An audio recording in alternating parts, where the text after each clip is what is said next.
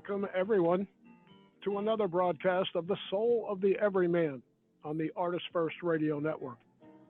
All past broadcasts are podcasts. Find them at artistfirst.com. Please send your questions and comments to DJ at artistfirst.com.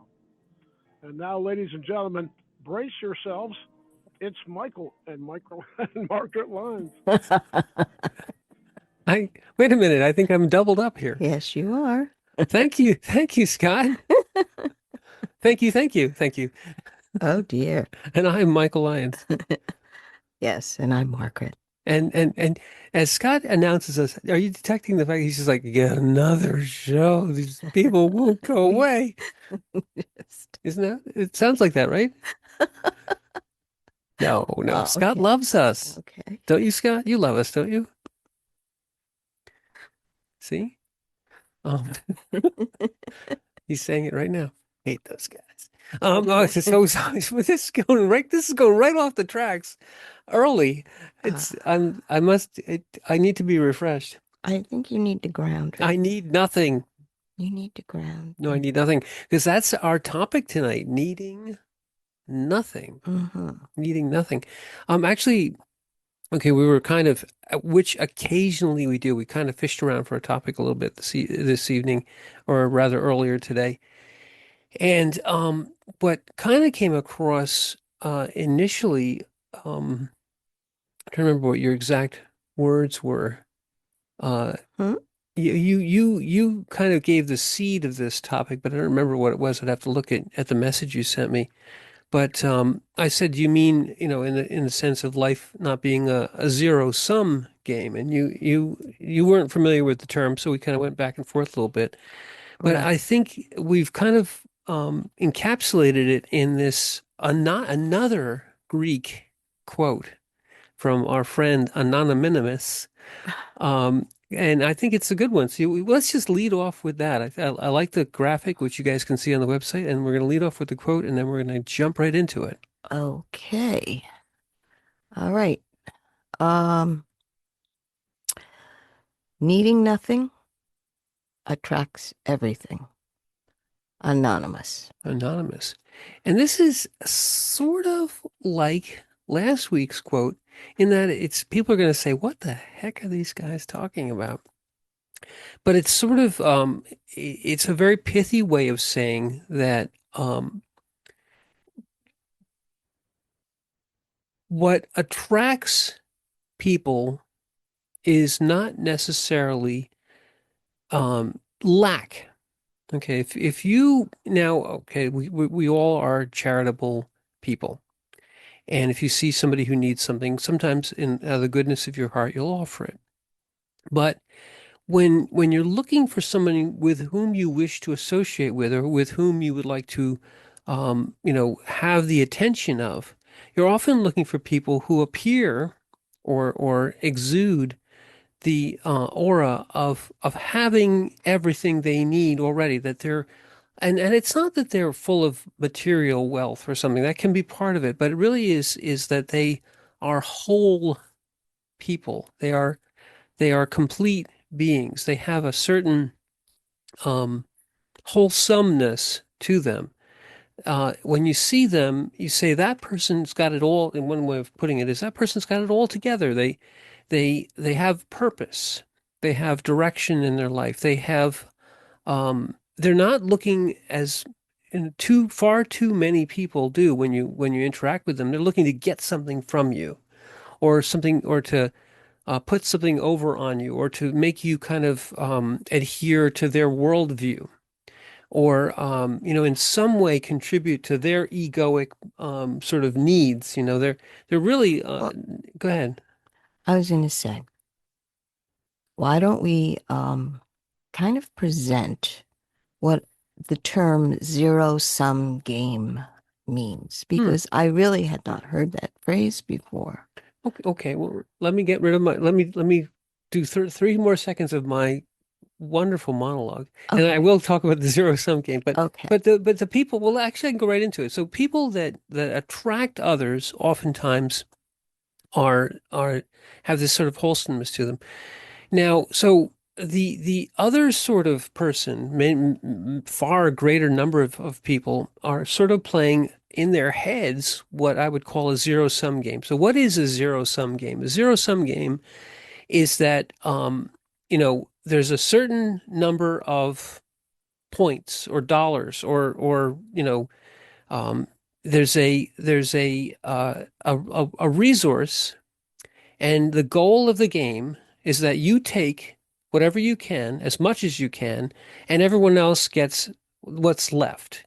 And the zero sum means that if you added it all up together, you'd have just, you'd have zero. You wouldn't have, there's no, there's no winning without somebody else losing. So if you have it all, everyone else has zero. They have nothing. There is, there is no, um, there's no growth in this game. There's only division. And so everyone is in a cutthroat sort of competition to win. And oftentimes in zero-sum games, there's one winner, and it's a winner take all. That's the other way of looking at a zero-sum game. It's sort of a winner take all game. So you can look at, there are plenty of games in life and in real life that are sort of zero sum. You could look at politics, where it's a winner take all type of thing, sort of a zero sum game. But true. So, if I understand you correctly, then if someone is winning something, then it means that somebody else has lost the exact same thing because you're playing with a set amount. Right. And in zero sum games, that's exactly right. In zero sum games, there's no thing where everyone's a winner. Or there's no such thing where Participation trophies? well, not just that. No, it's not that at all, in fact. There's no such thing in that game where, let's say we start out with four things and there are three participants. And at the end, all working together, you end up with 12 things and everyone has four, if you know what I mean.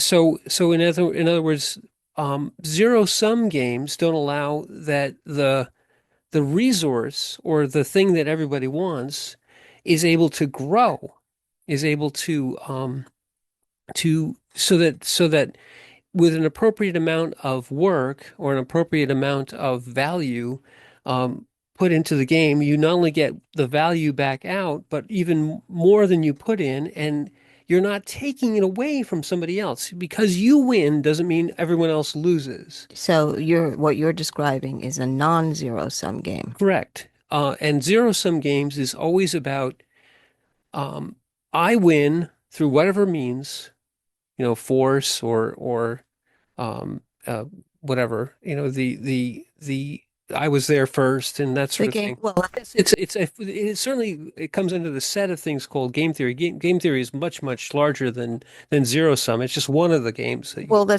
that's my point. Yeah. Game theory is rather broad, but this Yeah. is a certain specific type of game where everything is contained Yes. within these boundaries, Yes. and you can't pass those boundaries. You only play with the pieces that are there. Right. And you have no influence on no matter what you do, nothing that you do will increase the value of that which you are playing for. So in essence, it's just gathering and denying others, denying anyone else within the game to have anything because you're taking it from them. So zero sum games are often the other way that they're described is that when you have a pie and you have 10 people and you can split the pie evenly, but you never get more pie. And if somebody takes four pieces, then of the six that are left, they have to be split amongst nine people. So now you're taking more, they're getting less. So this is the zero sum game, is that you don't ever grow the size of the pie. You just fight over what's there. Okay. So this is not the point of this. Well, I understand that, but I need a foundation from which to move through. Right. I'm sort of regretting the analogy because it's not really correct. Although going back to the original quote from an anonymous, um, needing nothing attracts everything really says that um, your your ability to experience abundance doesn't mean that you take it from someone else. You are your good fortune or your abilities. This is a very good example. Every human being on the earth is born with certain abilities. Because you're smart doesn't make someone else dumber. In other words, everyone is born with certain abilities.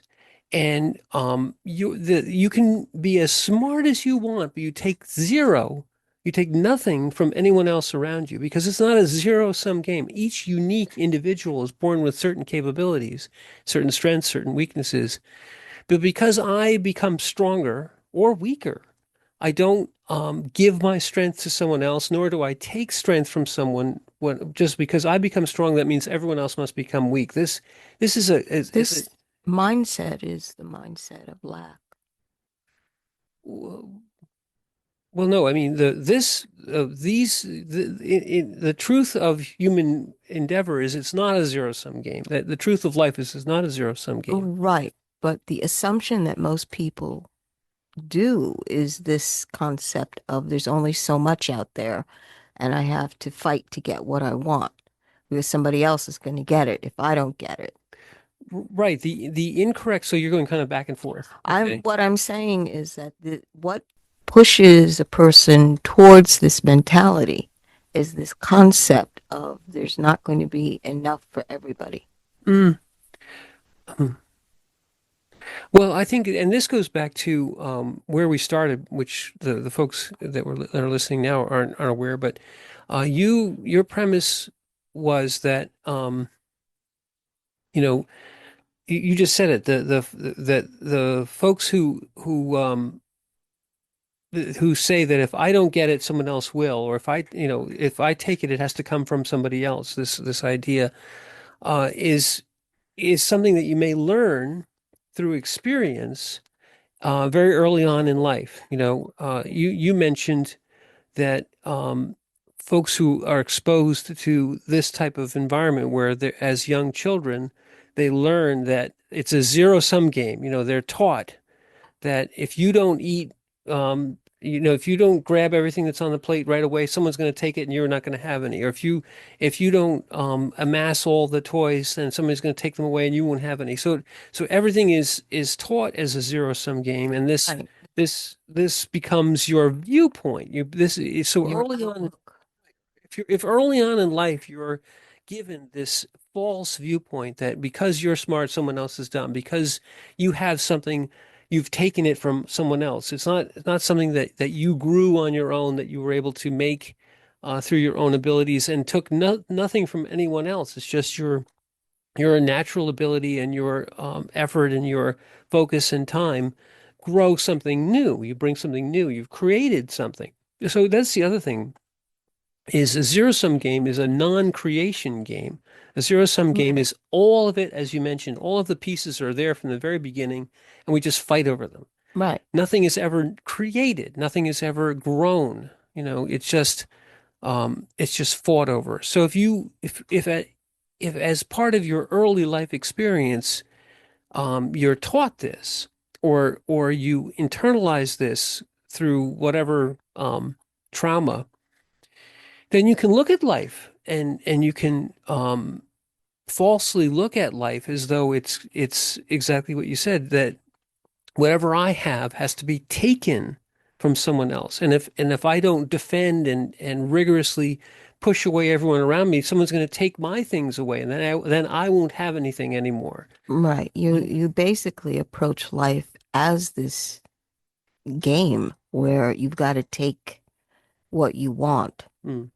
And how many times have we heard people say that, oh, you have to go for it, go for what you want, because it's not always going to be there. Someone else might get it. Right. You're going to lose your opportunity. You're going to lose money. You're going to lose something. Right. And what the the reinforcement of this zero-sum game is a reinforcement of the ego. The ego loves to see everything around it as a zero-sum game. If I get something, it's because someone else lost that something. If I win, it's because someone else loses. If I'm right, it's because someone else is wrong. Or if I'm wrong, it's somebody else's fault. Someone else is responsible to make it right. So the ego is a perfect example of something that operates in the zero-sum game. And I'd like to point out that the foundation of all that is fear. Yes, absolutely. That is fear. You're not going to have something because somebody else is going to get it. Um, and that's how the ego gets to control you, Mm-hmm. is through that fear. You don't want somebody else to get it. Here, listen to what I have to tell you.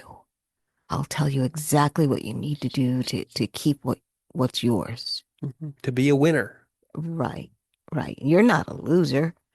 And you're looking at it when you put it in front of you simply like that, you realize this is a limited concept. This is a very limited concept.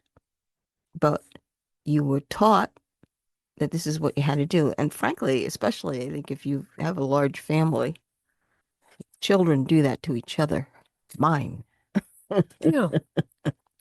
But so so the ego it might even be, it might even be this. We've often talked about this, is where does the ego come in? It might even be that it sort of comes in initially as this sort of whispering about a zero-sum game, as saying that if you don't get this, then you won't have it and somebody else will. All right. So and this idea that um, and it's the other way around, is that if you win, someone else has to lose. This winners and losers is a egoic, because okay, the reinforcement is when you win, all of a sudden people say, "Oh, you're the best, you're the top, you're the champion," and all those other guys are losers. There's first place and everyone else that lost. There's no such thing as a good second place, or as you're either a champion or you're nothing. It's this sort of black and white looking at life, and the ego feeds off of that, and it wants more of that. It seeks out, therefore, uh, zero sum situations where you can. And I mentioned earlier, politics is a perfect example of this, because it's all about winning and forcing the other person who's competing with you to lose, and then it's can be winner take all. So you win by 1/10 of 1% or whatever it is, and then you're 100% the winner. So it's a complete zero sum game, and it's very egoic. um, your gain is always the other's loss, and it's the absolute incorrect way to look at the actual being. The life, Who you are is not a game. right? And who you are is not zero sum. No matter no matter no matter what happens to you, it's not because it happens to you, because something good happens to you, doesn't mean that something bad happened to someone else. And similarly, and the ego loves this, when something bad happens to you, you say, well, why did this bad thing have to happen to me? Why couldn't it happen to this other person, so much more deserving of the bad thing than I am? Because, if the bad thing happened to me, then someone else got something good, and I should have that good thing. It's this idea that somehow there's a scorekeeper, this sort of global, God is as this universal scorekeeper, and God says, well, you have 7 demerits, and so you get to be the punished one right now, and we're taking your good things away from you. It's like Job, taking all your good things away from you and giving them to somebody else. Well, Job's a good example because everybody believed he must have done something bad. Right. And that's the other point, is that the experience that happens to you is not who you are. Mm, He lost everything, but it was not because of something that he did, but he did not identify with all the badness that happened to him. right. He understood that it was outside of himself, didn't understand why or what, but he understood that he wasn't bad. Mm, And all of his friends, quote unquote friends, were saying, there must be something that you did right. that you are bad. So Yep. this has got to happen to you. Right. His friends were Yes, playing the zero sum game, right. which is, well, if something bad's happening to you, you must deserve it. The Somehow, yeah, good things are for good people, and bad things are for bad people. And God's taking away your good things because you're bad. It's a zero sum game. Now, that's the ego. You mentioned it, identifying with circumstance. right. And that's something that we do constantly. Honestly, when something bad happens, your first thought is, "Oh, I'm being punished. What did I do?" Yeah, and that's that amygdala thought you mentioned. Yes, Just to give a little background, a lot of what Margaret was training to do over the last several months has to do with addiction. And the addictive process is very complicated in some ways, but very simple in others. Addiction is the brain's way of doing sort of a zero sum game at a physical level. right. It is always a zero sum game for your primitive brain. Hmm. So you want what you need. This is where we're going into need. I need this. And with the primitive brain, the amygdala, it's always, I need this to survive. Right. So it's absolutely important, whatever it may be. Now, it governs normal function like breathing. Eating. You do need to breathe to survive. Yep. You need to drink water to survive.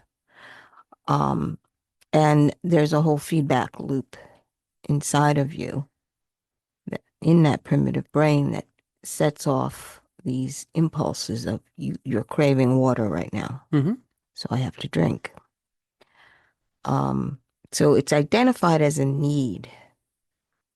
And when you're dealing with an addiction, the brain, the amygdala, is tricked into believing that this drug is, or whatever it is, that is your substance of addiction. You absolutely need it, or you're gonna die. Hmm. So um it's this craving, this need, this attachment to something that you think you need turns into a habit of believing that you need it, and then it crystallizes in the primitive brain as an absolute pathway that says, yeah, you need this now because you're going to die otherwise. Right. So what I was looking at was, how do you break that survival mindset? How do you alter it? Steps that are needed to do it, because it took steps for you to get into it. So it's going back to understanding that as a young one, you're going back to the primitive brain, or the amygdala, the emotions, um, that you were introduced to as a small child. In other words, how you handle your emotions as a Mm. small child. Usually, when you need something as a small child, you just cry. I'm unhappy. I need this. I'm going to cry now, because you have no way of fulfilling that need yourself. You need to just let somebody know, which is just, this is the way of things. So this is where the teaching needs to be on how to handle a stress situation. And as you get older, especially when children are small, when you're teaching them, the adult forgets that the children don't always understand the words you're saying. Hmm. I've seen a lot of parents, especially moms, endlessly explain in great detail the reason why you're not allowed to do that. And when the child is small, you look at this and you go, this is the words you're using are not making any sense to them. And what they are doing is they're looking at you to see, wait, I don't understand this. What is this reaction? So they break the rule again, whatever this rule was that got broken, just to see what the adult's reaction is going to be. And if the adult in that moment escalates it, becomes angry, puts more energy into this conflict, this disobedience, this whatever. If you watch the byplay, the child will match the intensity that the adult has brought up. And matching the intensity usually means emotions rise. When emotions rise, it doesn't mean that they're thinking about anything. They were barely thinking about it before. So they're looking at the adult going, hey, you're getting more agitated. Is there danger? Because that's the survival mindset. It's looking for danger points. And if the person that provides safety for me is agitated that way, there must be danger somewhere. I have to reach that same intensity because I have to move fast. And that's something that has not really been pointed out. Taking time to communicate means that you're communicating with that reactive brain, that emotional brain, that amygdala. And you're actually programming your child on how to handle stress situations in that moment. And handling it is not talking about it.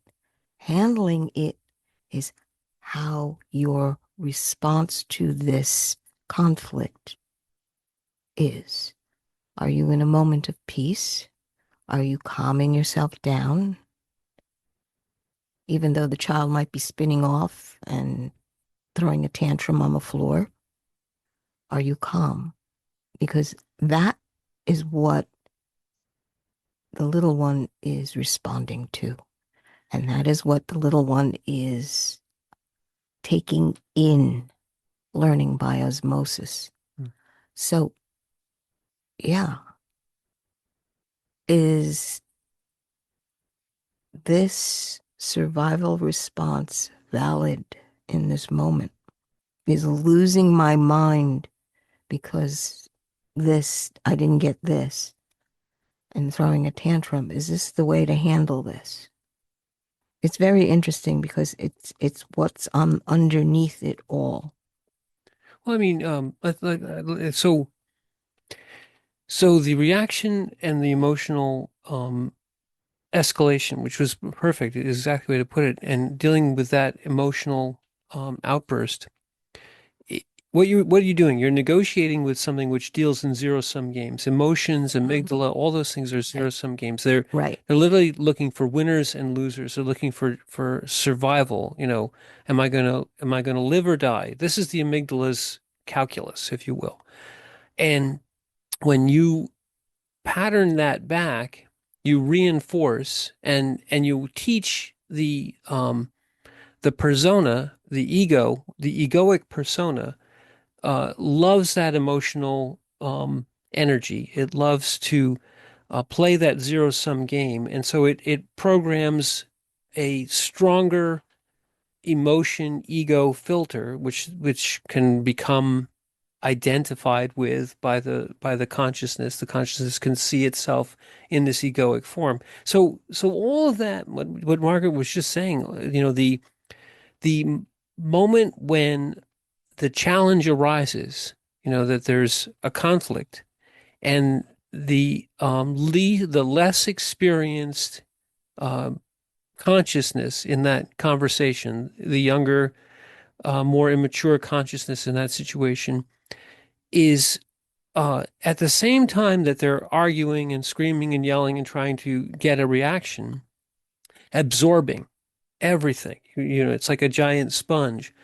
What is the reaction I'm getting? If, as Margaret just said, you escalate, you confirm the zero sum game. You say, we're going to play the zero sum game, and I'm going to show you how I win instead of you lose. And that's how, if you go that way, where you jump right into the fray in the zero sum game, so you have two amygdalas battling each other, and one of them's going to win. That's telling the rules. It's teaching that this is how you deal with this situation. If it's done repeatedly, it forms a basis, both a physical neural pathway basis, a gratification, winners, losers. I got what I wanted. I didn't get what I want. I'm going to try harder next time. It becomes a conflict zone. So all that happens. And years and years and years later, that egoic personality may be even more strongly reinforced by this same sort of behavior, because it will provoke these types of reactions in every interaction that it goes through. Okay.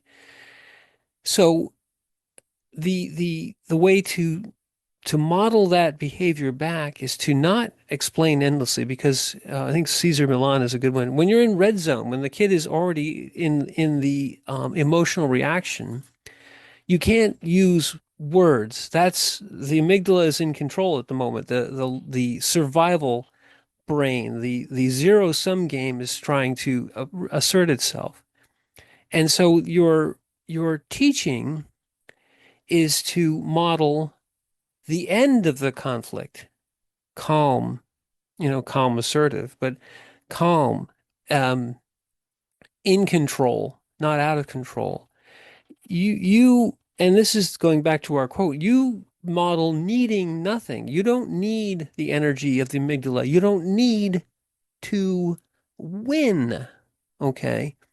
Your response is not, I will beat the your intensity with my intensity. I will crush your opposition. It's like it becomes a power struggle. Power struggle. It becomes, and you're getting down and fighting in the zero sum trenches, and you may win by making the other lose, but both of you, in essence, have lost, because you've lost the ability to model the behavior that will work in the future. So the needing nothing in this case attracts everything, but in this case attracts the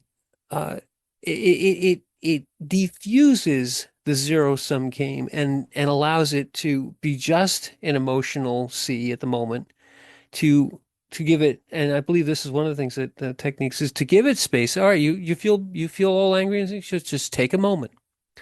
Be angry. I'm not going to deal with you right now until you're calmer. You say, well, I'm going to deal with you when you're calmer.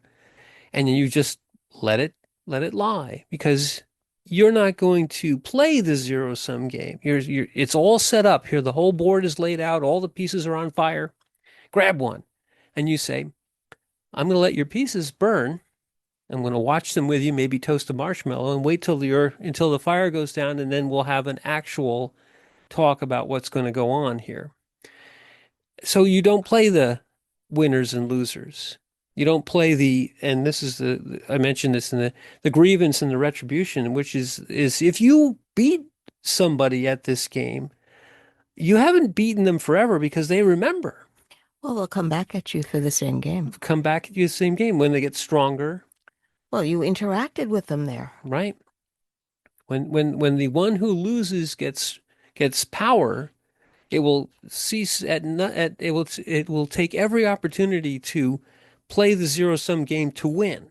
Okay, this is how nations go into conflict in this regard. But this is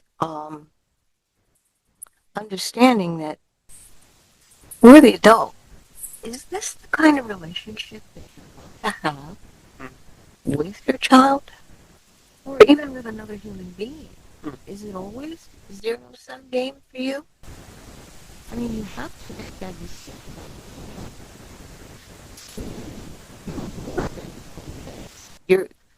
When you engage in this,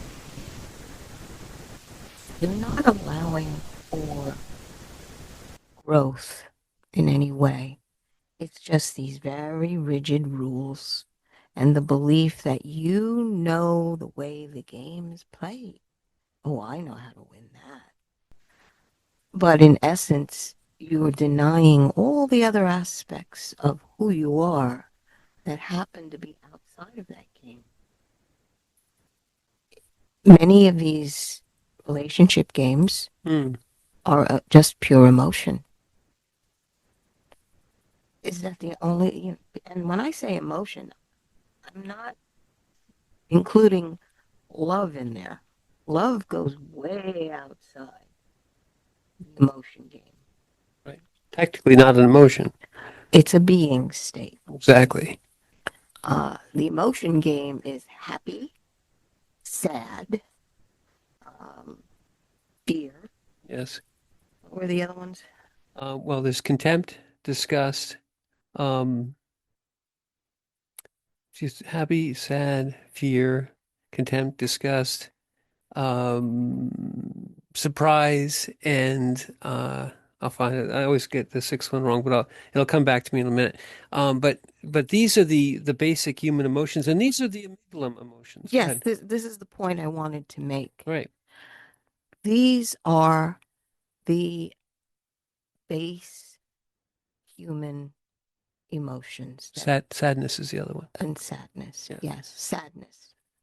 So when you realize that those 7 are the baseline body emotions, the primitive brain or the primary brain emotions, all tied to survival in one way or another. Yes, this is the foundation of the survival mindset. And you want to take a step in a broader direction where when you realize all 7 of those emotions play a zero sum. Yep. I mean, that's a mind blow. In other words, when you're feeling sadness, that's because someone else has gotten something and you didn't. Right. Their happiness is your sadness, if you will. Right. You go through all 7 of those and you realize that's a game of zero sum. And you do not have to participate with it. And what part of you decides? Your consciousness. It's not your ego. Your ego loves to play this game. Loves it. Just loves it. I want to be a winner of the ego game. It's like, oh dear. Right. So, and let's bring Hammeroff into this. With the way consciousness. Okay, so Stuart Hammeroff and Roger Penrose have a beautiful theory of mind. I think it's basically quantum consciousness. I'm trying to remember their or Arch OR is the Orch OR is the technical term. But isn't this interesting? Because if you look, the zero sum game, the zero sum emotions can be found in every animal that is living upon the earth. When a dog is angry. When an animal is afraid. When an animal is sad. And these emotions are tied directly to survival. They're what comes up through the physical, through the amygdala, and they're very much a part of us because we are embodied in flesh.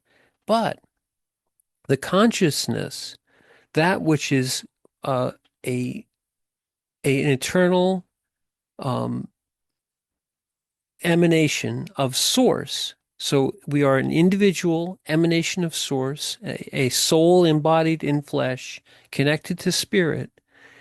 And in this incarnation, we have a physicality which allows it to be to connect.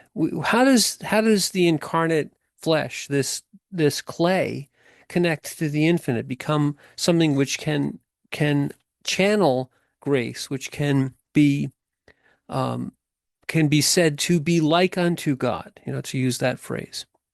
Well, it does this through a physical interface. It has to have a physical interface.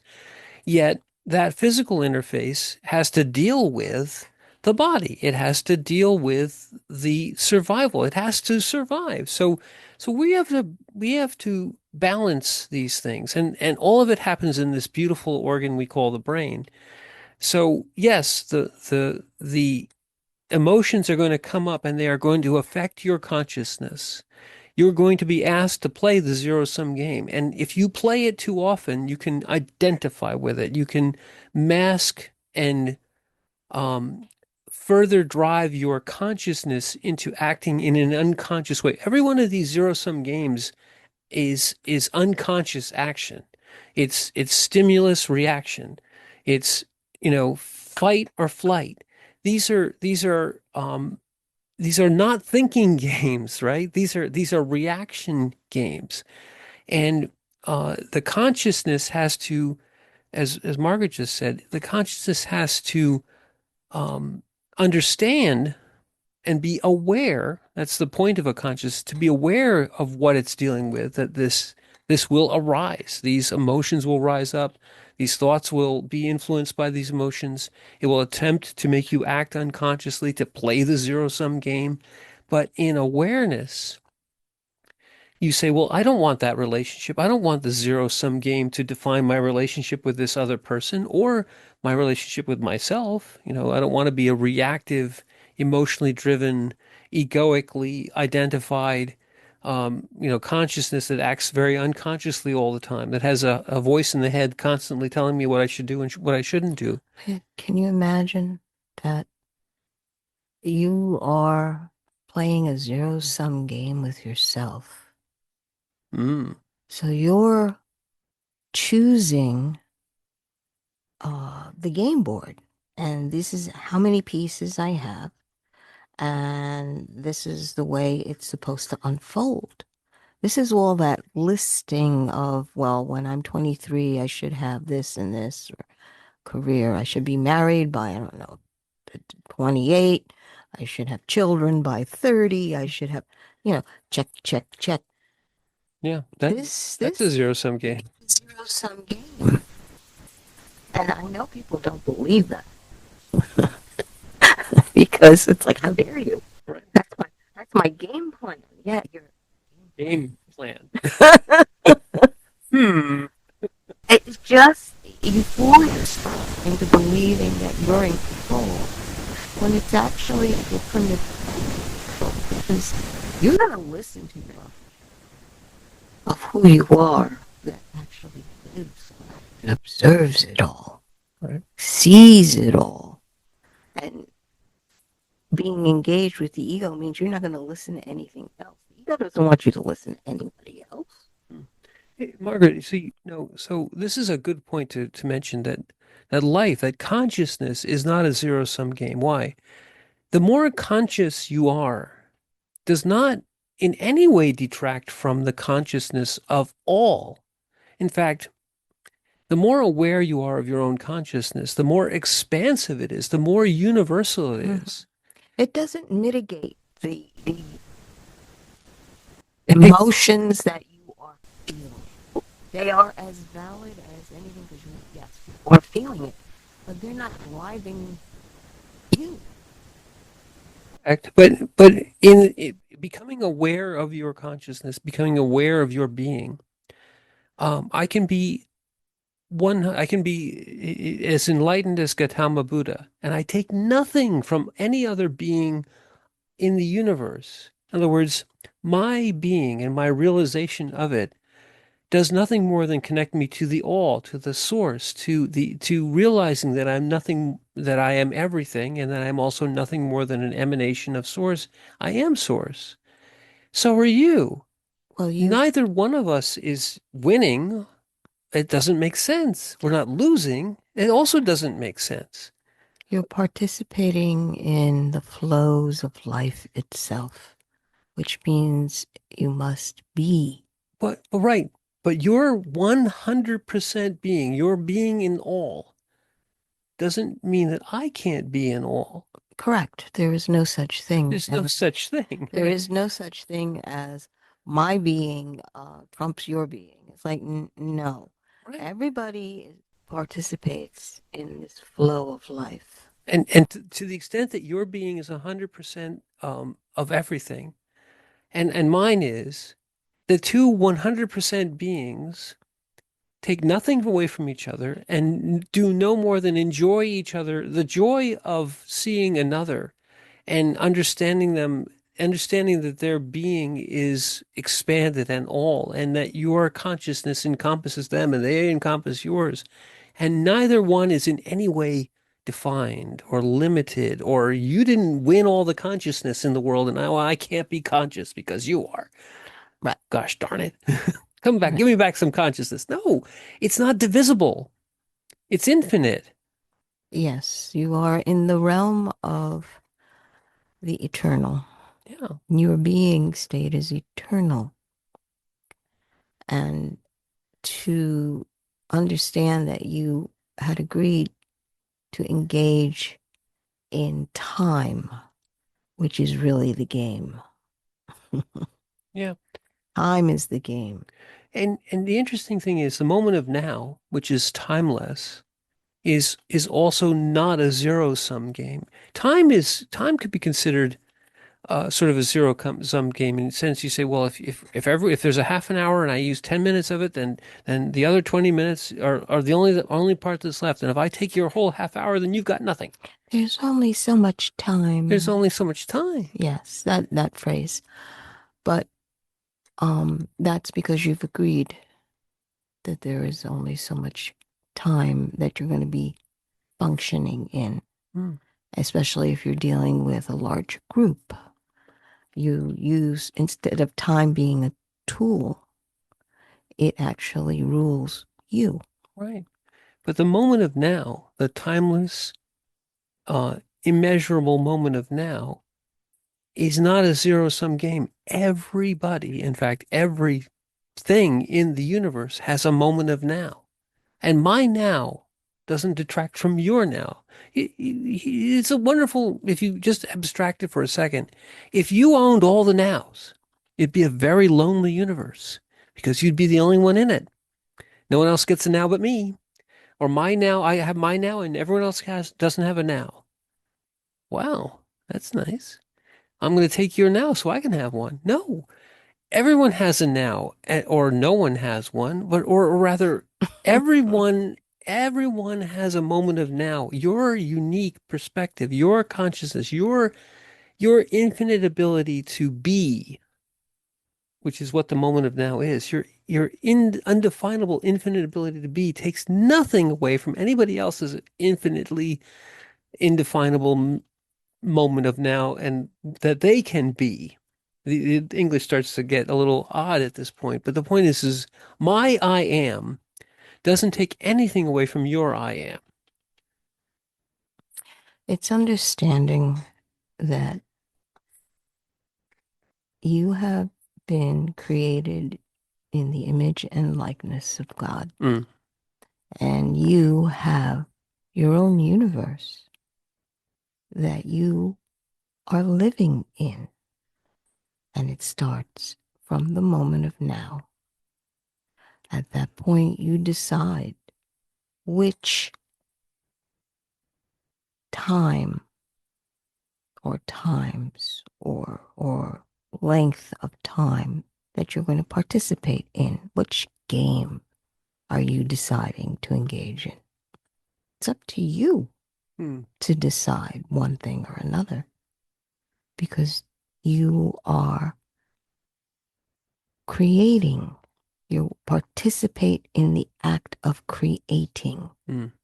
Okay, you didn't create the universe, but you are participating in it. I don't know, what do they call that? Co-creation or something? Co-creation. Yeah. But creation, isn't it this is a beautiful thing. Creation is not a zero-sum game. No, not at all. You know, when you create, the true root of the word is to bring forth from nothing. You create by bringing something forth from nothing. And you say, well, how can you do that? Well, you're living in it right now. Even every scientist, every theory says that the universe, in essence, was created from what? Well, nothing. If you pin them down, they squirm a bit, but it's true. Yeah. The universe is kind of created from nothing. You know, if you say what happened before the universe, and you say, well, that doesn't make any sense. Everything was created at that moment. So creation is bringing forth from nothing.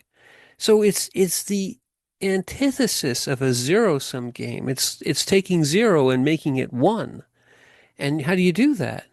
Well, if you play zero-sum games, it's impossible to do that. Right. You can't participate if the only thing you've decided to do is live within the parameters of a zero sum, because you're not a zero. Right. You are a process. Zero sum does not necessarily allow for process. No. It's just reorganizing the things in the box. That's a great point. Zero-sum is a box of things that you just push around. And either you take things out, you take things and push them on your side of the box, and that means other people don't, the rest of the box is empty. Creation is there's no box to begin with. No. You create that. And then if you're creating a box, the box is the universe. And within the universe, all things come to be. From where? From source, which is outside of the universe, from your being. When Out of somebody being, yes. out of your being, when you create something new that didn't exist before, as a piece of your essence of being, art or anything that you create, that which is unique to you and came from you and now is in the physical, perhaps, or it could be anywhere, but it has you've made something new, a new experience that no one else could have but you, is a creation. It has a presence. It's a new thing within the universe because you did it. And it means that it's not zero sum. You took nothing and you added to it, and it became a one. Where'd the one come from? From source. From that which is creating even to this day in the universe. The universe is not done, is it? If it were completely done, it would be a zero-sum game, and nothing new would ever be created ever again. That's right. We are a small fraction of uh, the molecules that were not annihilated in the antimatter matter. Well, yes, but Suddenly here we are. here we are. But in fact, um, even that physicality belies the zero-sum game. So don't play it, because it is a lie. And the ego wants you to play it because it can manage that lie. Well, be aware. Hmm. Be aware of when you're entering into a zero sum game. Oh, that's a good one. And I would suggest that being aware of when you're being driven by your emotions, the basic emotions of, what was it again? Sadness, Well, fear, fear, anger, anger. sadness, those are the three biggies. Then there's contempt and disgust and surprise and happiness. Okay. I got them all. Yay. Um, just realize that when you're feeling these emotions, are you participating in some sort of game? Yeah. And that makes you sit up straight, and suddenly the observer part of you is looking to see, wait a minute, what just happened? I'm not going to play that game. And at that point, you have that half second to decide, I'm not playing. And in training yourself to do that, this is very similar. I mean, it's wonderful because we kind of wrapped it all the way around, but it's very similar to what the Dalai Lama and Paul Ekman, who's recently passed away, the Dalai Lama and Paul Ekman said in becoming aware of when you're triggered, when your emotion is rising, when you're about to play a zero-sum game, and in awareness, you say, in essence, no, I'm not going to play that game. I'm going to be aware of the game. I'm going to give it space, maybe. Just be aware first, Right. because it's very hard to move out of a reaction. And we have reached the end of our hour. We need nothing. Mm-hmm. So I'm Margaret. And I'm Michael. And thank you for listening.